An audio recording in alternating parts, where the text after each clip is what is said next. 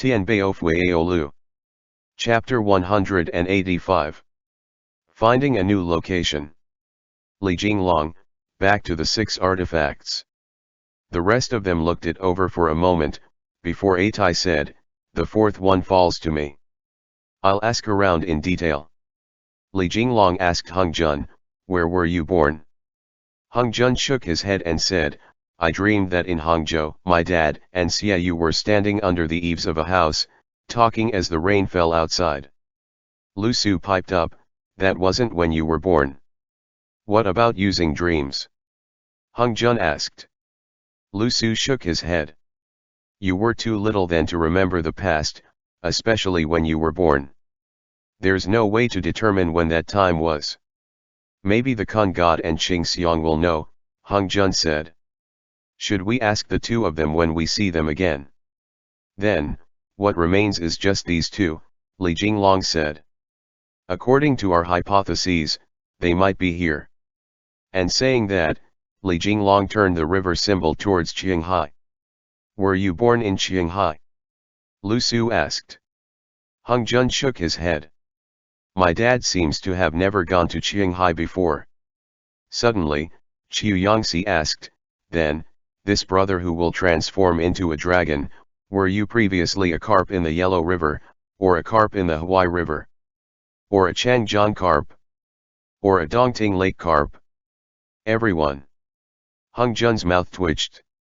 A moment later, he was seized by a horrifying idea. If the carp Yao was born on the first of the 9 bends of the Yellow River, up on the Qinghai Plateau, then it might actually be. The group spent a long while discussing, before finally deciding that as long as they found the 4th artifact related to the river, they might be able to locate the 5th as well. As for the 6th, it had to do with Atai, and its current whereabouts were unknown. It was probably going to be the most difficult one to search for, so they would leave it until the end. As for the 4th one, it was in the Zhuge Basin, where the northern region of Shu intersected with Liangzhou and the Tubo regime. It just so happened that once they finished up matters in Chengdu, they could head straight north in that direction. After deciding, Li Jinglong felt much more relaxed, and he left the last artifact for Atai to worry over. As night fell, water splashed around them. Hung Jun set the lamp to one side, studying the carp Yao in detail. "You've really grown longer." Hung Jun measured it. The carp Yao had grown to be 2 chi and 6 kun in length, a whole 4 kun longer than it used to be. "Exactly as I said," the carp Yao exclaimed.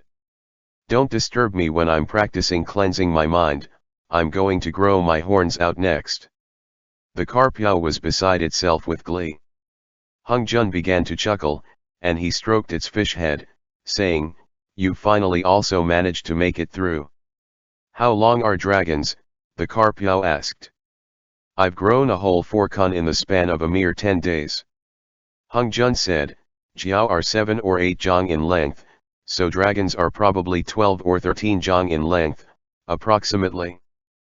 4 kun in 10 days, which meant 1 chi in 40 days, 1 zhang in 400 days, and 10 zhang in 4,000 days.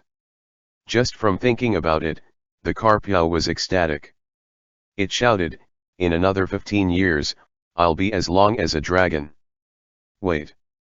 A whole 15 years. Hung Jun, the key is that if you keep growing, when you get to 3 chi in length, you'll be too big. There's no way I can carry a 3 chi long carp on my back and walk along the street." The carp Yao suddenly realized a problem. If it kept growing longer and longer, until it was even longer than Li Jinglong, what was it supposed to do then? Plus, despite its physical changes, its head didn't seem to have grown larger. All that had happened was that its body stretched out. Maybe it would end up looking like a rice paddy eel, and with no way to hold itself up, it would have no choice but to set its hands down on the ground and crawl. That would probably frighten people to death, right? "That's right. What do I do then?" The carp Yao felt as if the sky had fallen in.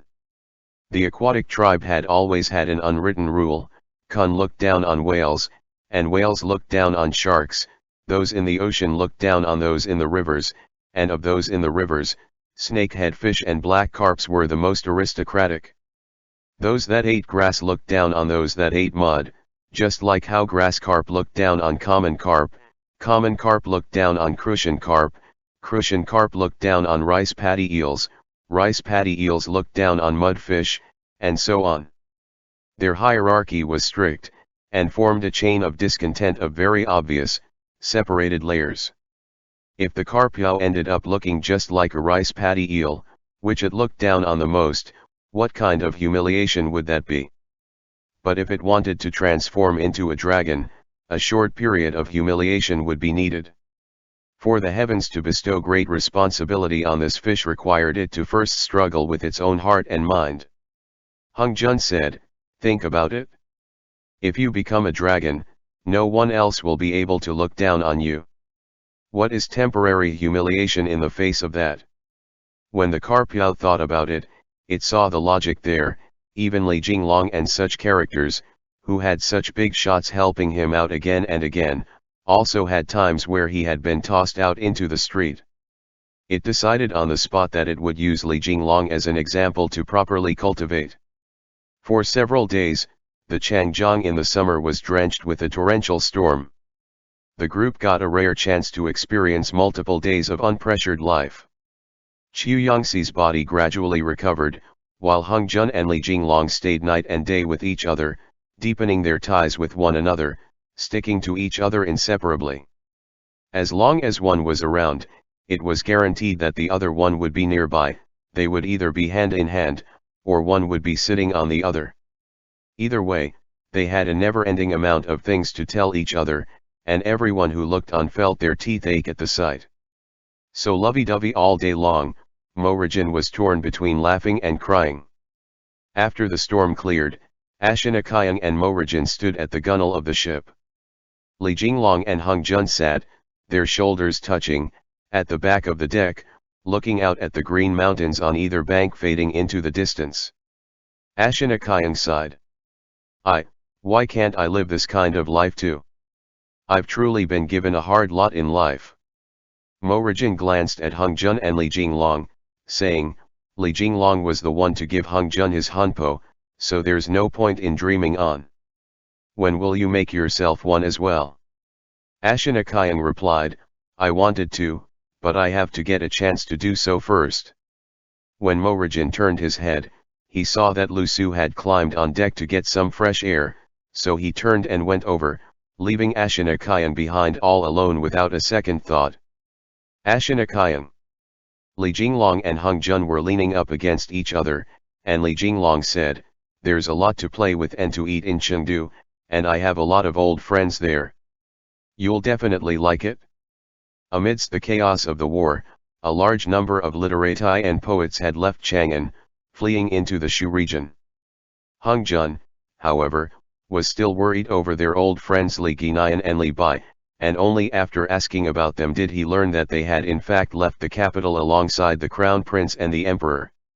When he and Qiu Yangxi had headed to the foot of the Ma'i slope, however, he had not seen the two of them.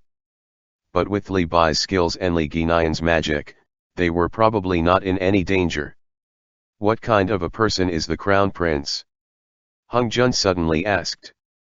"He's a reasonable person," Li Jinglong said. "But because he's reasonable, there's no need to worry. I will take charge of negotiating with him. What region of the Divine Land do you like?" Over these past few days, Li Jinglong and Hung Jun had fully bared the emotions that they felt after their long separation to one another. They went back and forth again and again over many things, and for some reason, Li Jinglong seemed to be very interested in where the Yao tribes would relocate. Along the way, whenever they found themselves without anything to do, he would ask Hung Jun more about the long history of the Yao tribes. When Hung Jun was little and living in Yaojin Palace, he often nagged Chongming for stories, and every time Qing Xiang came up the mountain, he would ask 100 questions. As time went on, and with the knowledge he had gained from the Yao kings, he naturally knew more details than the stories passed around amongst the common people. When Qiu Yangxi was able to stand up and walk outside, he coincidentally happened to overhear that Hung Jun and Li Jinglong were talking, so he followed them over to listen for a while. Slowly, as the exorcists all found themselves lying about with nothing to do, they gathered to listen to Hung Jun tell his stories. There were some bits of history about the Yao tribes that the Carpiao had spoken of before as well, but no matter what, the Carpiao was only a small Yao, so what it knew was in no way comparable to what Chongming, Qingxiang, and these other very great Yaoguai knew. So actually, Yao kings can only appear from one of two places, Hung Jun said. One is the avian tribe of Yaojin Palace and the other is the aquatic tribe of Benming Hall. There's more? Ashina Kyung asked. There's no way, is there? They've long since disappeared, Hung Jun said. Many years ago, because of something that happened in the past, the dragons of the Benming Hall betrayed their entire tribe, so there was a huge battle. Later, Benming Hall was destroyed, and the dragons were scattered. This legend is one I know, Qiu Yangxi said. This was a long, long time ago, when humans were still trying to spread their offspring across the divine land. The rebellion of Benming Hall was called the Morning of the Dragons. The dragon tribe was arrogant and intractable to begin with, and when Benming Hall was destroyed, the dragons each named themselves a king. Later, there came the great battle of the mountains and the seas. Can you be a little more detailed? Li Jinglong was very interested in this period of history. There's no more details, Hung Jun said. It was too long ago. Back then, there wasn't even the written word, and even the Kun god hadn't yet formed his consciousness. If the question was which was the first intelligent life form to appear in this world, dragons and phoenixes would be the first. Before there were humans, these residents of the ancient divine land moved about across the central plains, the western regions, and even further inlands across the seas. And according to what Chongming had said, in the distant east, outside the country of clouds, across the vast ocean, there were even more vast lands. And according to historical records, after leaving the western regions behind and traversing an endless expanse of yellow sand and confusing fog, the traveler would encounter another vast land. In this land lived a large number of Simu people, whose language differed from that of the people of the central plains. The more Hung Jun spoke, the further he got from the topic, but Chen Feng held the little phoenix and listened with an expression of rapt intent. If it was any normal person, they would probably think that that was fantastical.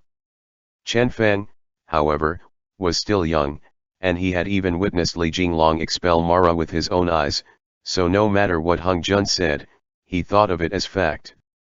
Qiu Yangxi added, after the great battle of the mountains and the seas, the dragon tribe adhered to the stipulations laid forth and were locked up in the dragon-subduing tower. Not all the dragons, Hung Jun said. But the water tribe weakened with that, and as the Yao tribe slowly grew more powerful, the dragons, phoenixes, and such tribes decided that they would make one spiritual beast the king of them all, and that king would govern over all the Yao tribes. As for who they all had as subordinates, that's something that I'm not too clear on. Li Jinglong could already grasp at the general gist of how it had gone after the dragons and the Jiao started caring less about the aquatic tribes. It had been the Kun god who united most of the living things in the water, thus taking the place of the dragons. Meanwhile, the phoenix took up residence in Yaojin Palace without any qualms whatsoever and became the Yao king. Exactly as Hung Jun had described, as many generations went by, Yaojin Palace became where the Yao king was located, and in the name of the three sages, they ruled over the Yao tribes. Despite that, because they were located at the top of the Taihang Mountains, the tribes lay out of the reach of their control. Just as dynasties changed in the human realm, the Yaoguai would also rebel. Chongming was also a king who didn't care for any matters his subjects dealt with, so after a millennium-long cycle, the Yao tribes no longer cared much for Yaojin Palace. 200 years ago, when the two independent northern and southern dynasties came to an end and Emperor Yang united them, Xiaoyu escaped the dragon-subduing tower, and in the chaos of the human realm, gathered the Yaoguai to declare war against Yaojin Palace. It was then that Chongming was defeated by Xiaoyu and retreated back into Yaojin Palace. From then on, he completely lost his position as the Yao King. Which is to say, if you want to lead the Yao tribes, Li Jinglong said, you mustn't live high above them in the Taihang Mountains and pay no attention to the happenings in the human realm. Huh, Qiu Yangxi said. Why do I feel like, over all these years, the Kun God has been the biggest winner? Li Jinglong glanced at Qiu Yangxi, indicating that he shouldn't talk like that in front of Hung Jun. Hung Jun, however, pondered for a bit before saying, that does seem to be the case. My dad never really liked the Kun God before and he didn't even let him come to Yaojin Palace. Li Jinglong replied, he's too smart, and he can also predict the future, so he will always make people feel uneasy. Hung Jun said to the group, but Qing Xiong and the Kun God have always been on good terms. Li Jinglong said, what I think is that, since this has already begun, we might as well also let the Yao tribe settle down. Hung Jun is right. The Yao are not guests but rather the owners of this divine land. After selecting a location, we must help the Yao tribes in building their new city. Ensuring that our two races are able to coexist peacefully is the way to preserve the peace of the human realm. Compared to the first time that Li Jinglong had run into Wu Qiu, Fei Ao, and those other Yao, his attitude towards them had changed. Hung Jun was a Yao, and so was Zhao Yun. What they needed to fight back against was rather the devils that ate away at the hearts of humans and the Yao tribes. It was right then that the ship passed through the Wu Mountains. Amidst the swift current, the workers on the boat steered the ship along with all their might and sent up the signal. Everyone stopped their discussion, and they all rose to their feet, looking to the two banks of the river. The fog parted right then, and the green mountains on either bank rose high above facing each other. The scenery was majestic to behold, and the goddess peak of the Wu Mountains looked out at the vast sky above. Apes cried out again and again amidst the mountains, and the entire scene roused a sense of grandeur in them. This was the first time that the exorcists were entering the Shu region, and this was also the first time they had seen such grand scenery. They all exclaimed in awe. The peaks of the Wu Mountains rose jaggedly into the air, as if since ancient times, they had never changed. Hung Jun stood at the side of the boat, looking up towards the peak of the goddess. He immediately felt a sense of grandeur at it, and he thought that the world was truly so vast, while he was merely a mayfly in the vast ocean. I feel like this place is pretty good, Li Jinglong said, smiling. Choose the southeastern gateway to Bashu, and live as if you have left the world behind. The spiritual qi is also abundant here. Remember the places where we were looking for dragon veins on the map? The Wu Mountains is one of those places. That's right. But for some reason, Hung Jun kept feeling that the side of the goddess peak looking into the east was somehow familiar. The spiritual qi here is so strong. The river flowed along swiftly, before there were suddenly countless cries. A huge huashi spread its wings, leading hundreds of huashi along as it came towards the ship. It's Zhao Yun. Hung Jun shouted. Zhao Yun's come back. The workers on the boat all let out shouts of horror. Li Jinglong, however, indicated that they shouldn't worry. It was then that the swarm of huashi rose up out of the water, protecting the ship as it passed through the peak of the goddess. It wasn't until night fell that Zhao Yun climbed onto the boat to report on the situation to Hung Jun.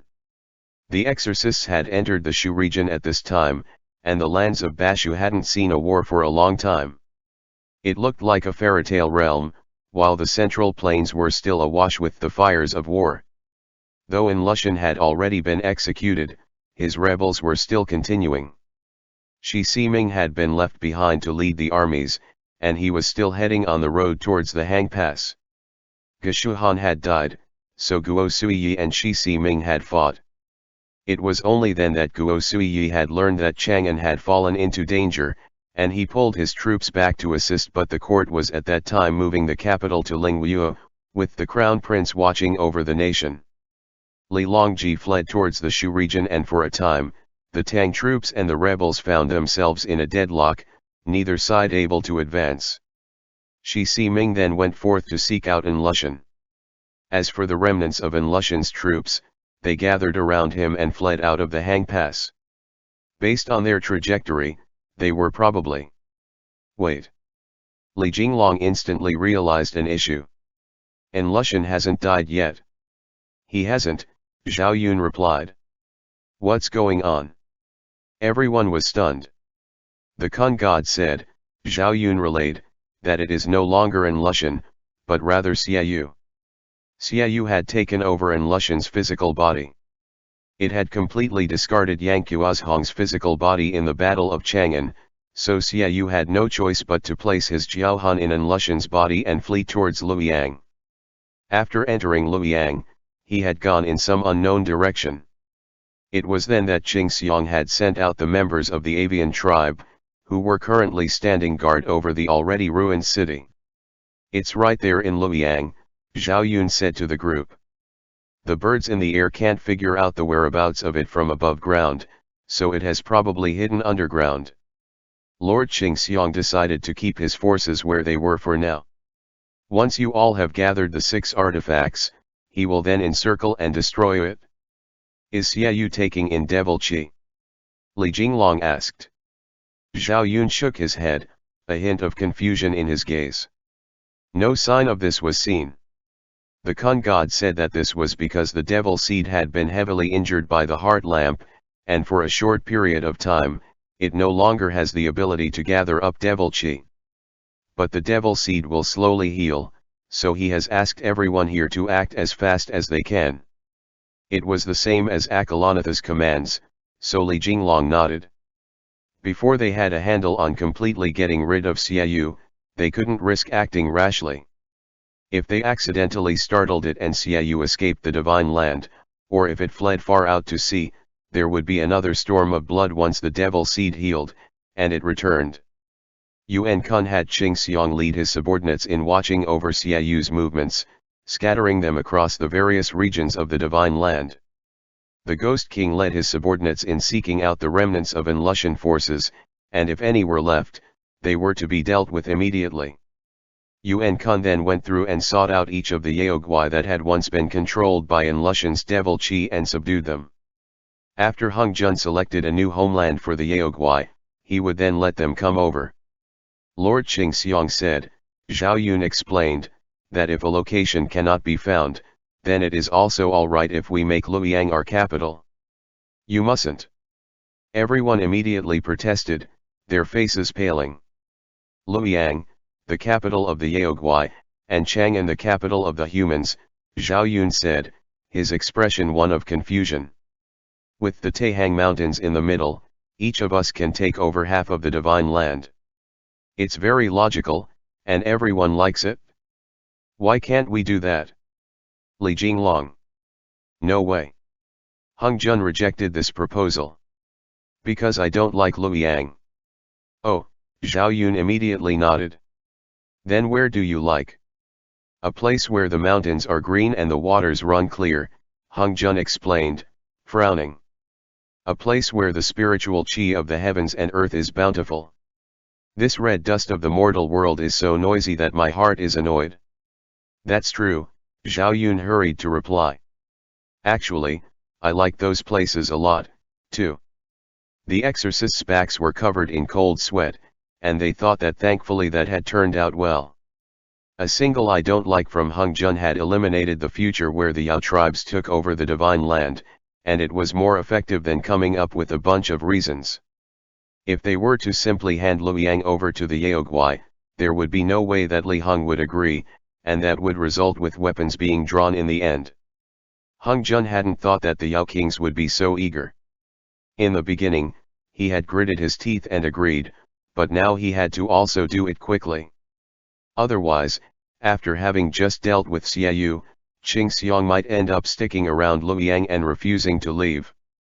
Zhao Yun then reported that the Crown Prince had once again gathered the military and civil officials of the court, and he was personally hurrying towards Chengdu. They were planning on performing the sacrificial rites at Chengdu to deal with the matter of passing down the throne. End chapter. Tianbao Fu Yao Lu. Chapter 186. 1 year limit. At night, cold gusts of wind swept through the city of Luoyang. The Yaoguai who had once come in droves had long since departed, and the devil soldiers had been almost completely wiped out. Across the vast eastern capital, the only thing that could be heard in the night was the crying of ghosts. In the depths of the Tenli of the heavenly river was the black Qiao, its body covered in wounds. The devil seed tucked under its reverse scale had become tangible, revealing the rotting shape of an Lushan below. That sight was very odd to behold. It was as if a human of black, rotting flesh had grown out of the throat of a huge Qiao. Footsteps sounded. The black Qiao's eyes shot open, glowing with a blood-red light that shone forth into the darkness. A black-robed person walked slowly forward. The black Qiao suddenly held its breath, and the cavern fell so silent that a pin dropping to the floor could have been heard. "Looks like the separation was very successful," that black-clad person said.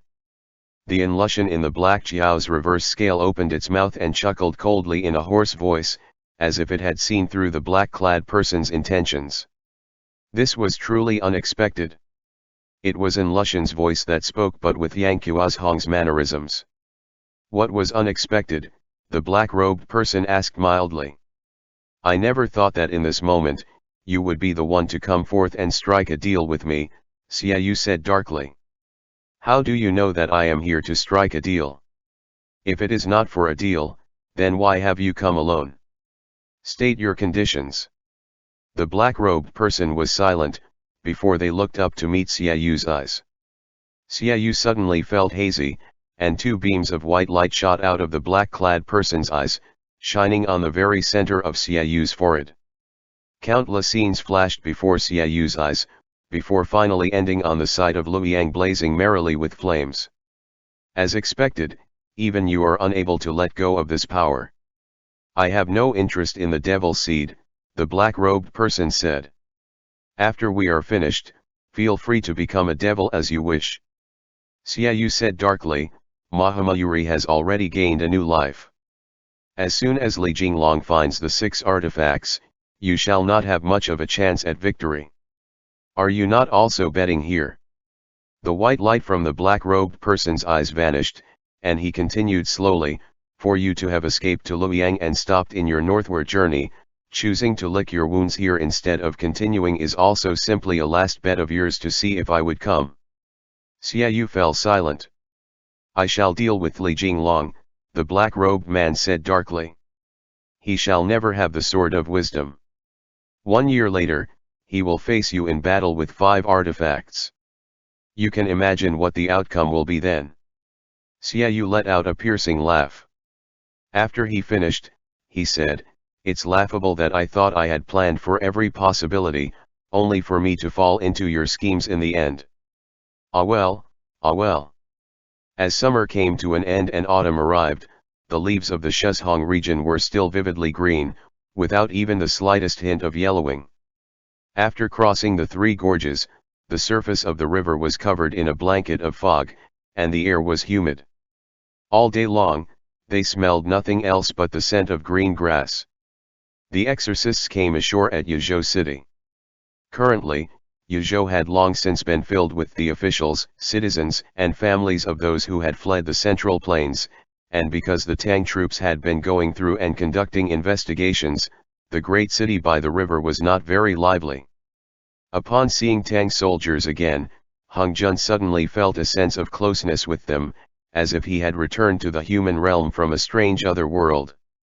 As soon as the Ungshi rebellion had happened, almost 1 million people had swarmed into Bashu. Many of the common people also brought their families along, traveling all the way westward. Ever since ancient times, Yuzhou had bordered on the Central Plains, and had sat amidst the tall mountains surrounding it, which served as a natural barrier. Trade routes were plentiful here, and everything flourished, so even the rice had 2 harvests a year. 1 dough of rice, which would have gone for 12 tongbao in the Central Plains, was a mere 8 when in Yu City. Even the disturbances caused by the rebellion hadn't changed the prices of goods. "Oh," Ashinakayang said. Isn't that Hang Olan? Hey. Fatty. Fatty. Atai and Hang Olan were familiar with each other thanks to their continued interactions, and when Chang'an fell, the Hu merchants had moved as one to Yuzhou, and their settlement was lively and colorful. As soon as Hang Olan saw Li Jinglong and the rest of them, he hurriedly shouted, "It's the exorcists." As soon as the merchants heard that, they all came forward, asking about the situation of the war and the trade routes in the Central Plains, whether or not lost territories such as Chang'an and Luoyang could be recaptured, when they could go back and do business, and similar matters. It was only after a great struggle that Li Jinglong managed to successfully escape and arrive at the Merchants' Guild, where they could temporarily rest their feet. They couldn't help but sigh over everything that had happened since they parted ways. Hang Olan also mentioned the situation in Chengdu. All the rumors were saying that Li Longji was no longer able to govern over the affairs of the country, and they were about to see a change in the dynasty. The crown prince, Li Heng, would be succeeding the throne. "You must be very careful going there this time," Hang Olan reminded Li Jinglong. After Chang'an fell, rumors spread that the exorcism department was ineffective at protecting the city. "The heavens change for no one, they act not to preserve Yao, nor to destroy Ji," Li Jinglong said helplessly, drinking a sip of tea. "The divine land experiences a tribulation every 1,000 years. Right now is the time for that tribulation, so what can I do about that?" Li Jinglong's words were not spoken in jest. In the days and nights since they left Chang'an, he had always been thinking, if they started again from the beginning, was there any way to make the divine land suffer a bit less from the tribulation this time? The answer was that it was impossible. Mara descending to the earth was inevitable, as he had been created out of the countless dynasties that had risen and fallen and the wars that had broken out over this past millennia. The Ghost King had also told him in the past that from the fall of the Han dynasty until now, every few hundred years would give rise to another dynasty and another war amongst the people, the burning of Chibi during the Three Kingdoms era, the southward migration of the nobility during the era of the Two Jins, and the even larger uprisings and massacres that had happened at the end of the Sui dynasty. It was very normal for the death toll of the divine land to surpass the previous generations, and for these events to happen at a faster and faster rate. When the Ungshi rebellion came around, the world had no way to purify all this resentment, so no matter who it was, they would not have been able to bring it to a peaceful conclusion. The exorcists finally felt as if they had returned to the human realm. Li Jinglong said to Hang Olan, "Do you have any fabric? Make us brothers a few sets of robes, so that we can go see the emperor properly." The end of the fighting in Chang'an had come about solely because of the exorcists' turning of the tables, and in the coming days, the Merchants' Guild would still need Li Jinglong to look out for them if they were to continue doing business in the future. Hang Olan was a smart person, and he didn't dare to neglect them, so he immediately ordered his people to bring in fine brocade made of shoe fabrics, and made 2 sets of robes in the official style for each of them. Hung Jun and the rest of them, after taking a shower and resting for several days, donned their new robes and roused their mood. The entirety of the exorcism department had finally managed to make it through this disaster, and they also borrowed horses before setting off to Chengdu to present themselves to Li Longji. It was no more than a 2 days' journey from Yuzhou to Chengdu. Along the way, they entered the Chengdu plains right during the harvest season, and they looked out across a sea of golden yellow, the ears of rice drooping with their own weight.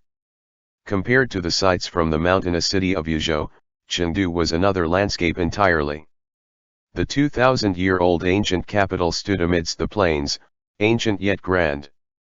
A sense of chilly desolation emitted forth from every brick and tile that made up the city walls. The passage of thousands of years had seemed to make no mark on this ancient city, which had stood from when Du built the ancient country of Shu. The residents of the city lived in peace and comfort, going idly about their days. The bountiful production of goods enveloped the city in the sleepiness of a noon nap at any point in time, and as the autumn sunlight shone down, flowers blossomed and music echoed forth, rousing a sense of ennui in everyone that beheld it. They all say that one shouldn't travel to the Chuan region when young, Qiu Yangxi said, because when you come here, you really do not want to do anything at all anymore. Li Jinglong added, thankfully the Crown Prince has moved the capital to Lingyue. Let's see His Majesty first, and after we meet with him, I'll take you all to see the sights. Li Jinglong of the Exorcism Department has brought all his subordinates and is requesting an audience. Li Jinglong's return had come right after Li Hong's. He hadn't been here 3 days yet, but he was currently discussing a variety of matters with the court full of officials. Upon hearing those words, everyone was stunned. Li Hong immediately ordered that Li Jinglong be brought into the hall, ignoring even the traditions of removing their swords and all of that. As soon as Li Jinglong arrived in the hall, he swept his gaze over the crowd, only to see Gao Lishi, Yu Chaoen, Guo Suiyi, the acting military governor Du Hongjian, and a group of Tang Court literary officials from the Ministry of Rights. The palace in Chengdu had no main hall to speak of, and though the assembled group were each sitting at their own tables, discussing matters properly, there were no more than 20 tables. There's so few people left.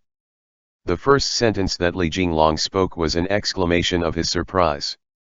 Guo Suiyi said, our families and country are in danger, and many of the lords perished during the westward migration of the capital. For the exorcism department to still be around is truly something to rejoice about.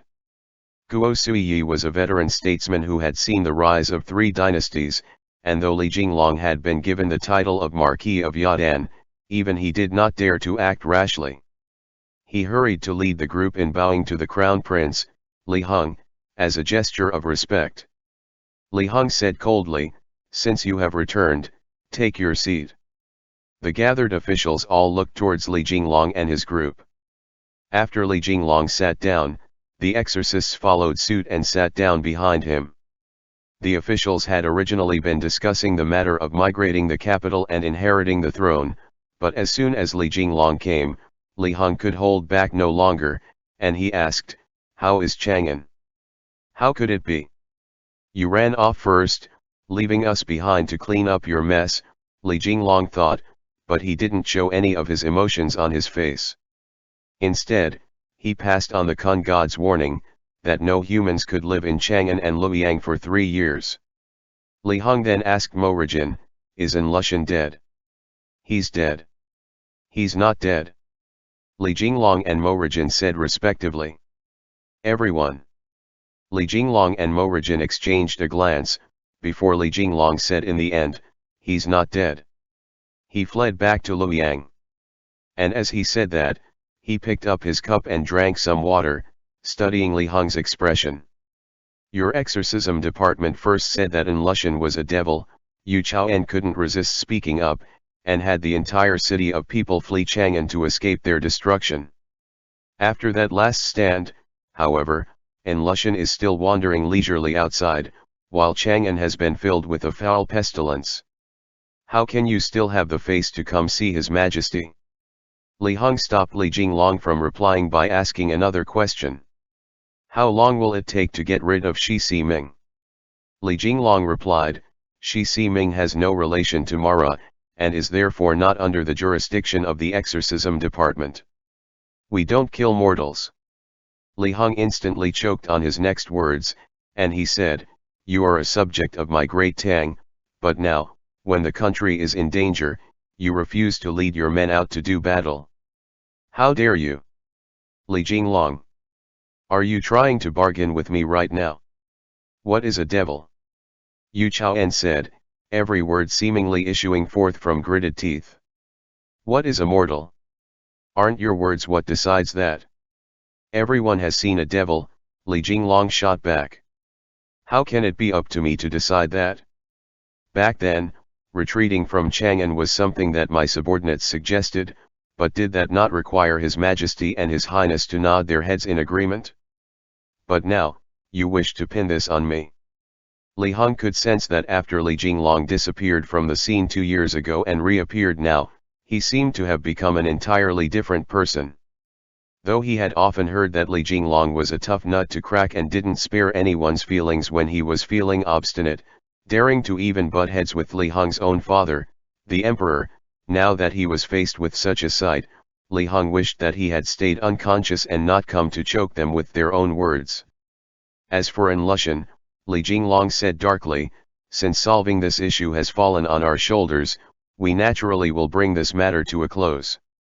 Blaming the issue of the rebels wreaking havoc on us, the exorcism department, instead of thinking of the misadministration of my great Tang, and making us and our like slaughter the heads of the opposing forces in droves instead, where does the logic in doing so lie? When they heard these words, everyone in the exorcism department cheered internally. They felt that Li Jinglong had truly let out some of their anger in an incessant barrage. Hung Jun also felt a little that the current Li Jinglong, compared with how he had been when he first received the heart lamp and how he had been when he lost the heart lamp, had changed somewhat again. If Li Jinglong when they had first met was like a stiff, sharp sword, unbending and easy to break, hard to get through to, he had then become more rounded and open-minded to the point of being a little unreasonable. Later, he then became filled with remorse, which he found himself mired in. But now, the Li Jinglong in front of Hung Jun seemed to embody a mixture of hard and soft, a temperament of being neither humble nor arrogant. Upon hearing those words, Guo Suiyi couldn't help laughing loudly. I have long since heard of the Marquis of Yadan's name, Guo Suiyi said. Today, I have finally been able to witness the exorcism department that even the royal family is unable to control. The original purpose that the exorcism department was created for was to protect the emperor and his family, Li Jinglong said, as well as protecting the common people from the evils of Yao and the temptation of devils. But the method of protecting them is something that we decide ourselves. This has always been the case. Li Jinglong had long since expected that the exorcism department would remain behind to guard Chang'an, and thus things ending up like this was something that a lot of people would argue over. Plus, Li Hong had originally wanted to take the opportunity while sending Li Longji away to execute imperial consort Yang and the likes of her, and he hadn't even wanted to spare Gao Lishi. Hung Jun, however, had stopped him, so naturally he wouldn't give them even the slightest bit of good humor. But the exorcism department had paid a heavy price in this battle, a price which could even be described as cruel. Yu Chaoen was no more than a eunuch, he had no military exploits to speak of, and all he understood were power plays. Now, he had actually spoken up to scold Li Jinglong, which was basically a way to humiliate the exorcism department. The faces of Li Jinglong's subordinates, sitting behind him, were very ugly to look at in that moment, but Hung Jun suddenly said, "Hey, aren't you that eunuch? I remember you ran off ahead of time. How'd you survive?" Hung Jun had seen Yu Chaoen in the palace before, and he felt he was kind of familiar in that moment. Everyone found themselves at an awkward impasse, and that question immediately silenced Yu Chaoen. His face swelled and turned purplish green. Hung Jun. Li Jinglong had a smile in his eyes as he gestured for him not to talk for now. Li Hong could hold back no longer. Kong Hung Jun. How dare you be so arrogant? Hung Jun frowned, but before he shot back with an answer, he held himself back on Li Jinglong's behalf. Li Jinglong pretended that he hadn't heard, and he addressed what he knew of the situation at hand, before saying earnestly, "And that's how it is."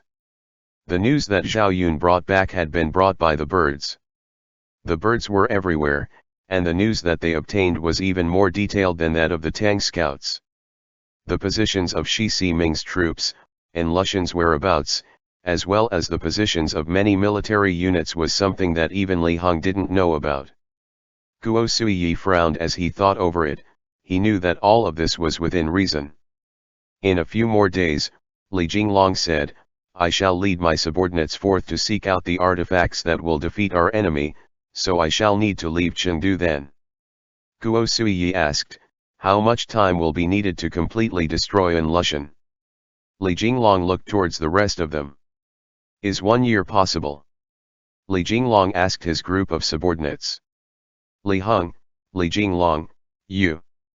Li Jinglong had actually started a discussion right on the spot in the hall, completely treating Li Heng without respect. After the rest of them thought it over, they all agreed that it was doable.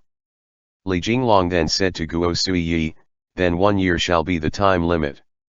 Li Jinglong had also only remembered when the question was asked that he hadn't yet sought out the opinions of his subordinates, but he decided to keep Akalanatha's command from them for now, to prevent everyone from feeling too much pressure. Guo Suiyi said, "In 1 year, I shall cut off Shi Siming's troops in Hedong, the Han Pass, Hebei and such regions, and regain Luoyang." "You have my word," Li Jinglong said. No matter how he looked, in that group of officials and the crown prince, only Guo Suiyi was somewhat reliable. Li Jinglong was evidently not planning on staying to disagree, so after he drank his tea, he took his leave. "Where's Li Bai?" Before they left, Hung Jun couldn't resist asking Li Jinglong that question. He was very worried about Li Bai's situation. Though he knew that he was all right, he still needed to see him to feel relief.